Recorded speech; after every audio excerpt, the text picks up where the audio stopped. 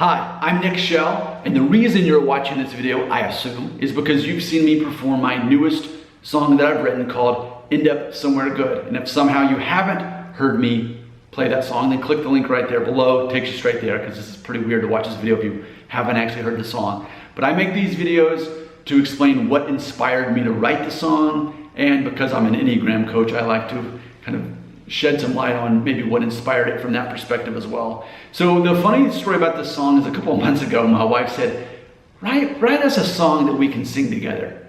So that night I wrote this song and I was so proud of it, and she heard it, and then it ended up where I knew that if I was gonna get the song recorded and play it, I just need to do it now. And maybe down the road she'll take time to practice it with me and all that, but for right now, I thought, you know what? I'm just gonna make this a solo song. But you can probably hear though how this could have been a great duet, but again, maybe down the road she'll do it with me and I'd love to re-record it. So this is a true story based on my wife and I think it is a bit unique, and I thought that deserves it to be its own song. I feel like I don't have to explain much in these lyrics. They pretty much speak for themselves. Keep in mind, I am an Enneagram 6, I'm looking for stability. My wife is Enneagram 7 and she's looking for adventure.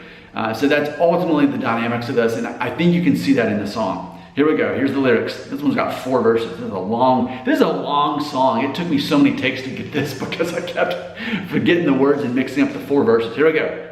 I told you I loved you. You moved to Australia. That was a strange reaction. I told you I'd still be waiting in Tennessee when you returned to me. That was a little bit crazy, but I wouldn't change things, not one bit. And that is a true story. A few weeks into us dating, she went to Australia to be a nanny for like 6 months. She'd already signed up to do it before we started dating. So she committed that, but it's like, I love you, and then she's going to literally the other side of the world. Second verse.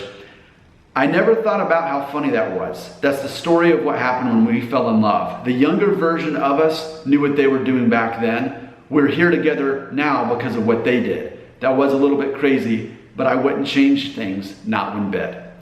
And that's the whole premise of the song. You know, here we are, been married for 14 and a half years. We're in our 40s now, and that investment worked out from when we were in our 20s, kind of on a whim. It worked out. We didn't even date that long either once she kind of finally came back from Australia. We were not engaged long either, just a few months for each thing. So the chorus, let's run away, we'll end up somewhere good. Of course, she's Enneagram 7, that's why I said that. And then for mine, Enneagram 6, let's find a place, end up somewhere good, looking for stability. Here's the third verse. Well, I guess it worked out, because here I am now singing a song and it don't sound sad. So I guess I'm gonna keep you around singing this song because it don't sound bad. We're a little bit crazy, but I wouldn't change things, not one bit. Now that verse specifically was for my wife, the part about I'm gonna keep you around. I wrote that for her to sing, but since it's me singing it all now, that becomes my words. Final verse, look at what we did when we were just kids. Barely knew each other, so we got married. Love was enough, only took a few months. Barely knew each other, so we got married. Of course, that's kind of the paradox of it. It's like, hey, I don't know you, let's get married. And you know, here we've been married for, again, 14 and a half years and have 2 kids. And we did end up somewhere good. And I think that was the ultimate inspiration of me writing this song, is to truly be grateful for all I have and know that I'm a very fortunate person.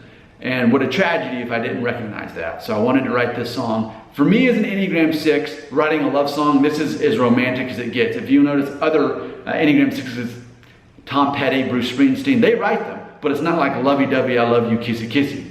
It's more like this. It's more about, I think, that narrative and kind of behind the scenes what was going on, so they don't have to come out and say, hey, I love you, I want to spend the rest of my life with you. It's, no, we can check that off the list. We're there. Now what? What happens after the romantic comedy? What happens after the romantic part of the story? Well, here's the sequel, and I think an Enneagram 6 male is more likely to present it from that perspective. I'd love to hear your thoughts on my song and this video. And again, if you haven't watched me perform the song, you can click the link and it takes you to it right there. Thanks for watching.